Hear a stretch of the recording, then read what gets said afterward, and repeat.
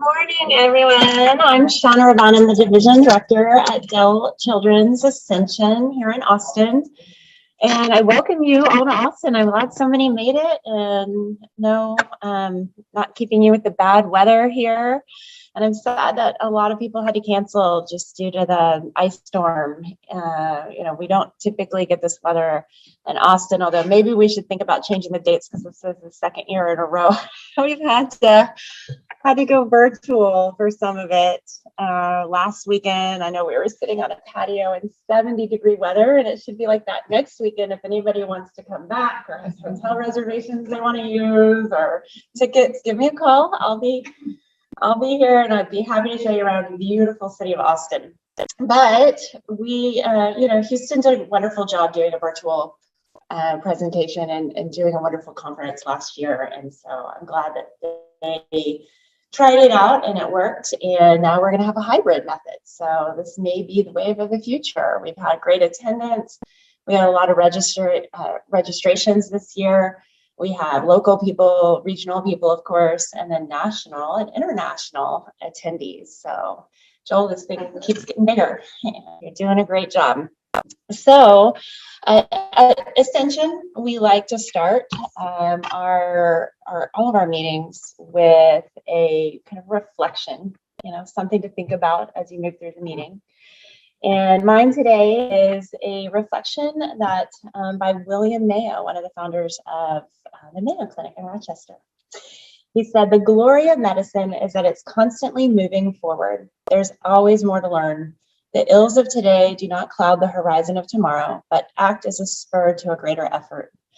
I remember going to my first endocrine conference. I went to the Lawson Wilkins Endos in New York, and a friend of mine and I presented a poster from our residency days, and I went to some of the meetings and some of the conference sessions, and I didn't understand a word they were saying. I got really, really nervous because I said, "Oh my goodness, how am I going to learn all of this stuff? These people are so smart."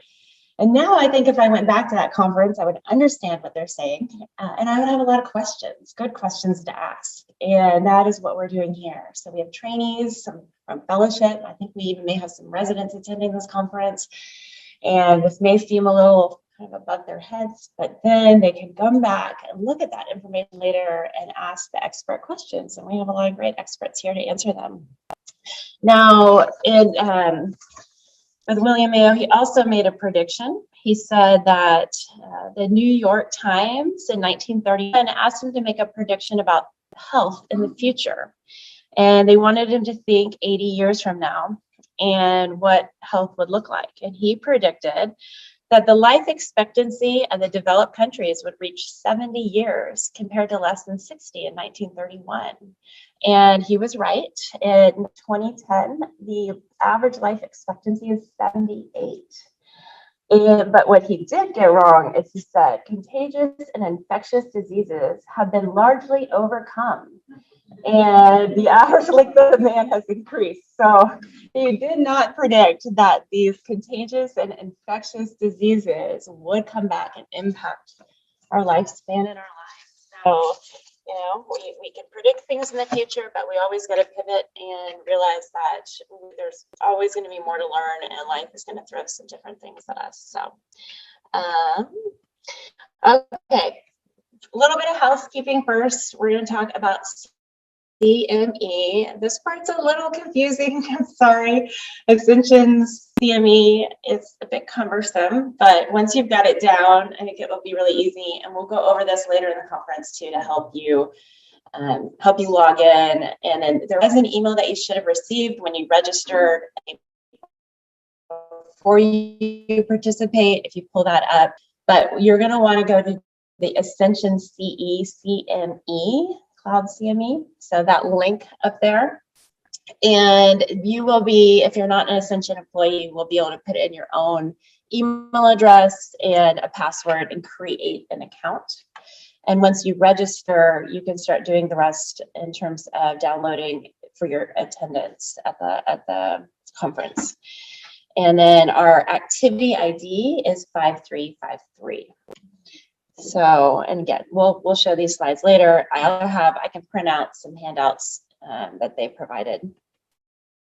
When you're going to text, you can text or scan the QR code throughout the event on the website, or you can pair your phone to it. So when you download that Cloud CME, you also need to put the Cloud CME as a contact in your contact list, and then text your phone number that you're using for your registration to it, and it will link those, and then you can start to use your phone for the Cloud CME. Another thing is we are offering, I think it's 9 hours of CME, even though if you do watch the recorded sessions, you can get much more in terms of educational, but the way that the program was set up was a live event. So if there are 2 speakers for CME at the same time, you can only claim 1, but you're more than welcome to go back and watch the recorded session. But unfortunately, we can only get 1 CME credit because they're considering this a live event. So if there's 2 sessions at 10:15, you go to 1, you can only claim that one, even if you watch the other 10:15 later. All right, and I'm just gonna run very quickly. This is part of us getting credit for CME, is that we have to go over everybody's disclosures. They'll probably be in their slides as well, but I'm just going to do it quickly to make sure that it's out of the way, that it's accounted for. Dr. Aga had no relevant relationships and is not using any off-label use. Dr. Talu is an advisor for Medtronic, but will not discuss off-label or investigational use in presentation. Dr. Dahia is not have any financial disclosure, not discussing any off-label use. Dr. Francis does have some stock options with Amgen, Genentech, Johnson & Johnson, and Merck, but is not discussing any off-label use. Dr. Gibson has a grant research support from Mallinckrodt Pharmaceuticals and Mandos LLP, and is not discussing any off-label use. Krista Gregory does not have any financial disclosures and is not discussing any off-label use. Dr. Kerr has no financial disclosures, not discussing any off-label use. Dr. Gunn, pharmaceuticals, but is not discussing any off-label use.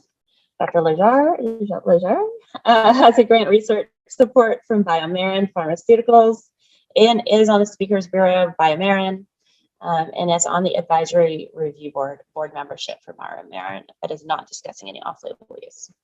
Dr. Mahmood has nothing to disclose and is not discussing off-label. Dr. Daniel Mack has nothing to disclose, is not discussing off-label. Dr. McCann Crosby has no financial disclosures and is not discussing anything off-label. Dr. Meyer, also no commercial interest to disclose, not discussing off-label. Dr. Mistra is paid a consulting fee from AbbVie and Sanofi, and is a member of the advisory committee review board for AbbVie and Ipsen Biopharmaceuticals, and will not be discussing any off-label use. Maria Monch, any off-label use. Dr. Overfield is no financial disclosures and not discussing off-label. Dr. Oden, same, has no financial relationships and is not discussing off-label. Dr. Silverman is paid a consulting fee for Pfizer, OPKO, and Enteris Pharma. He's also an advisor for Tolmar, Endo Pharmaceuticals, and Novo Nordisk, but not discussing any off-label. Dr. Sisley is a speaker. She's on the Speakers Bureau for Rhythm Pharmaceuticals, but is not discussing off-label uses. Dr. Steelman is an independent contractor, including research for Pfizer and Ascendis. He's on the Speaker Bureau for BioMarin and is not discussing any off-label use. Dr. Paul Thornton has grant research support from Pfizer and Novo Nordisk, is not discussing any off-label use. And Dr. Tosseur is a Pfizer for Provention Bio and is not discussing any off-label use. Dr. Triggersted does not have any disclosures and is not discussing any off-label use. Dr. Wagaspak is paid a consulting fee from Bayer, not discussing any off-label investigational use. All right, and then so here is the QR code that we're going to be using, and if you have difficulty signing in, you can. We can also, if we need to, I think we can do a manual download, but I will again provide those handouts for you if you're having any trouble.